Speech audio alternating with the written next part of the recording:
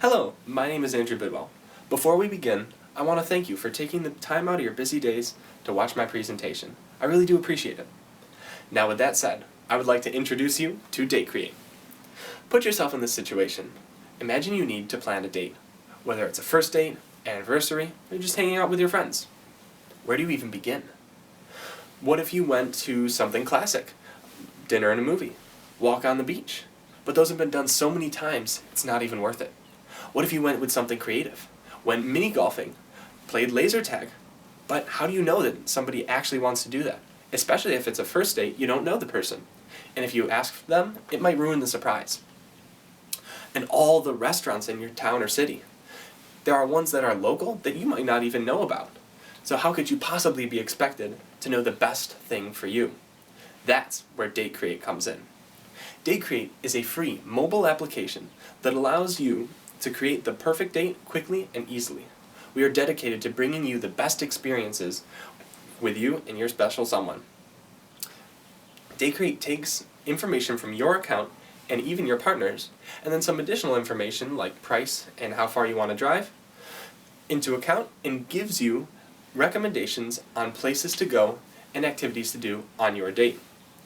After you've chosen what you want to do, you can make purchases directly from the Date Create app, where you can also put them into a Date Create calendar. You can also offload them into an external calendar like Outlook or Google. Additionally, you can purchase Uber rides directly from the Date Create app to get you to and from, let's say, a bar. Now that you know what Date Create is, let me introduce you to how it will work as a business. Number one is our revenue. We get 80% of our revenue from transaction fees. This is a $1 fee applied to the business's side, so that the customer never sees a cost increase.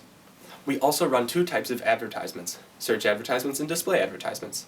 Search advertisements will work in the same way that Google's does. So there will be prioritized search results or recommendations in the beginning, and then everything else will be after that. Additionally, display ads will display across the entire screen as you operate the app. Those will be purchased on a CPM basis. Our expenses are next. Our number one expense, of course, is salaries. We need to create the app. In 6 months before it actually launches, we're going to take a time for development.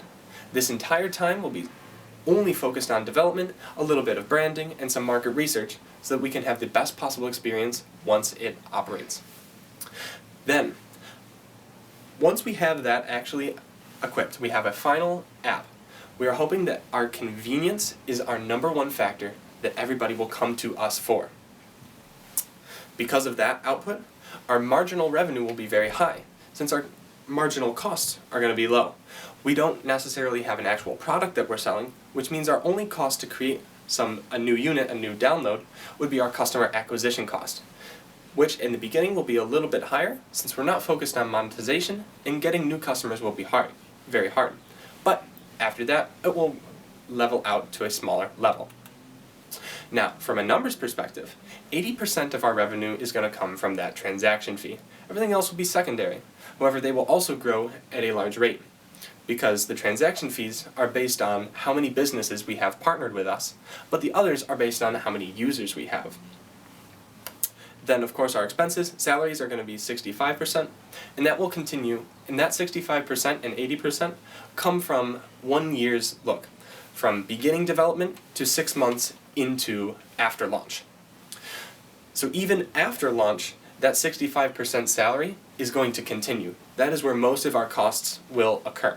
And as you can see, our salary cost is much higher than even all of our revenue combined, for the first 6 months at least. Which means that we are asking for a loan, $175,000 at a 5.5% interest rate, to be paid back over 5 years. In order to repay that loan, we hope to have a growth rate of about 25% exponentially. This means that we will see a viral trend over the course of the first 6 months. And then we expect that after those 6 months, and even after potentially a year, it will level off to a linear 5%. But of course, these are estimations, and we never really know for sure. Other KPIs include our CAC, customer acquisition cost, which, like I said earlier, will start pretty high at about $3, but then as we focus more on monetization and bringing in new customers, it will round out to about $1.23. And then of course our CTR will not necessarily directly related to how well the business is doing. It does show us how well we are monetizing our app. Now, our operations. This is how the business is actually going to run behind the scenes, now that you've seen the money part. Our number one priority is our app improvement. We want to make sure that the customer gets the best experience they possibly can. So we will streamline it, make everything bug-free, and always be adding more content. One of our major strengths is that we are so scalable. All you have to do to add more content is ask the developer to research an area or pay somebody who's in that area to give us information, and then we get all the businesses on board that we need to, make some calls, and there you go. There's a whole new city. And we want to continue this trend all the way up to not just our city, not just our state, not just the nation, but eventually the world. In order to make that happen, we need to make sure that the users get the experience they want, which is why we will listen to all the surveys that we provide in the app itself, listen to reviews on all the app stores, and even directly contact some customers through email. This will be done especially in the beginning stages when we don't have as many customers. From my perspective, I am the sole owner and operator of Deca with a team of 3 developers. So I will be hiring and firing people as necessary, creating that team, and making sure that they are looking forwards to that vision, our goal of making Deca a household name across the world. In order to track that growth, we will be looking at growth projections, making sure that what we think will happen is actually going to happen. Like I said before, our growth rate right now is just a guess. We don't know how viral our app will actually be. And of course, on the money side, we need to look at the managerial accounting and progress reports. Progress reports being more geared towards what the developers are doing, seeing how the app itself is actually coming along, and then relating that to the numbers that we get from our accounting. And of course, some of that accounting will come from consolations. We don't necessarily have all the tools and skills that a professional accountant might have, so consulting will be done for that. Now, like I said before, one of our major strengths is our scalability. Some of our other strengths include our originality, database, and algorithm. Since we are original, we don't have any competition, and our algorithm and database are completely unique. Once they're created, no one will be able to compete with them for a long time because they will have to go in and create them themselves. And if they steal from us, well, that's illegal. That's not going to happen. So, our only weakness to that is our budget. Like I said before, we don't necessarily have the capital right now to provide for salaries, especially once we have a 6-month development period when there is a 6-month period after when we're gaining revenue. So we're incurring expenses before we have any revenue. That's our only real weakness, but a loan will fix that, especially after we understand the market research and knowing that there is a true demand for this stuff. Now, we also don't have a whole lot of time. If somebody catches wind of the idea, they might have a team established already by a large app development company and try and create the app quicker than we will. But if we take too long, if we take too quickly, then our app won't actually be as good or high quality as we want it to be. Like I said, there is no competition and we are very scalable. There's also a huge opportunity post-pandemic. Once things start calming down, we expect a surge in social behavior. So more and more people will get on apps such as Deca, and of course regular dating apps like Tinder and Bumble. Our threats to this are the unpredictability of our customer acquisition costs and growth rate. We don't necessarily know what those are actually going to be, which is our major threat. However, those opportunities definitely outweigh them, especially since the market will be changing in the future. Now, our startup costs. In order to make Deca happen, we do have to incur costs before we are incurring revenue, which means that our initial app development will be extremely important. If our app development isn't good, then we won't have any revenue after that. So we're going to have 3 development workers at a $75,000 a year salary. Normally, an app developer will have a higher salary. However, they will understand that this is a small-scale operation. So a salary like that wouldn't be unreasonable. In order to make our presence known, we need to be branded. Right now, Deca's logo and color scheme aren't professionally chosen. However, once we pay somebody thousands of dollars to make a Date Create brand, then we will become a household name once the app itself is actually launched. And like I said, our market research is extremely important so that we know for sure that Date Create is important to people and they will actually use it. So we need to know how large is the demand, who really wants the app, and where do we advertise. And speaking of advertisement, we need consulting for people so that we know for sure that we are doing the right things. We might not know, oh, is it the best to advertise on this social media platform? Or is it the best to do, to brand in this way? Which is why we'll consult with branding experts, accounting experts, financial experts, and like I said, advertisement experts. Now, speaking of marketing, we have 3 primary customer bases that we are advertising to. Number 1 is young people, aged 18 to 25. 2 is a little bit older, 25 to 35. This is secondary. And then third is a little bit different. We're going to be also advertising to businesses. We want them to partner with us through that Date Create marketing app.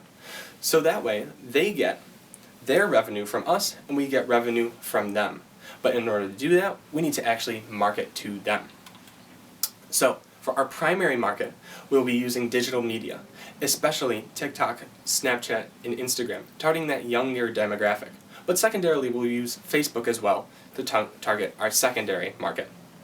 And of course, music streaming services as well, which sort of encompass all of them. Traditional media will be focused on our secondary market primarily, because that is who uses that. Most people who watch TV are in that 25 to 35 year range. The last 2 are a little bit experimental. Cross-marketing is where you have an app, let's say Tinder, which once you get a match, we would add a button that says, now that you have a date, go out with Date Create. And we will give you recommendations and obviously all that in there. And hopefully by the time that is a viable option, people will recognize the Date Create name. So it won't be a stretch to have a large app company like Tinder or like Bumble to have that button.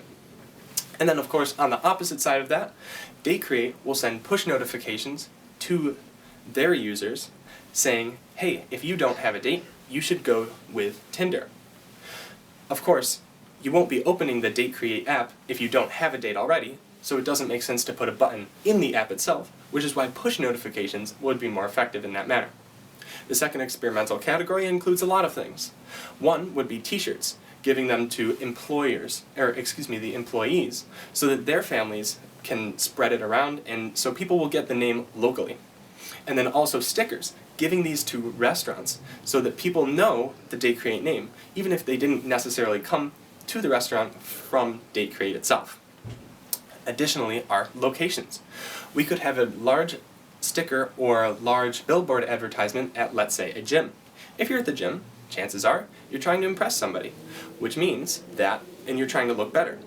So, if you're at the gym looking at an advertisement, it's the type of environment which makes you feel like it's a good idea to download that app.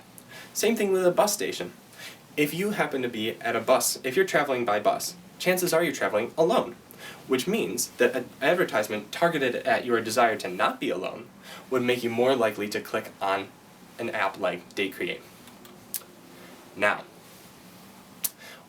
Date Create is definitely, like all businesses, a risk. It has many opportunities, many strengths, weaknesses, and threats. But the strengths much outweigh the risks.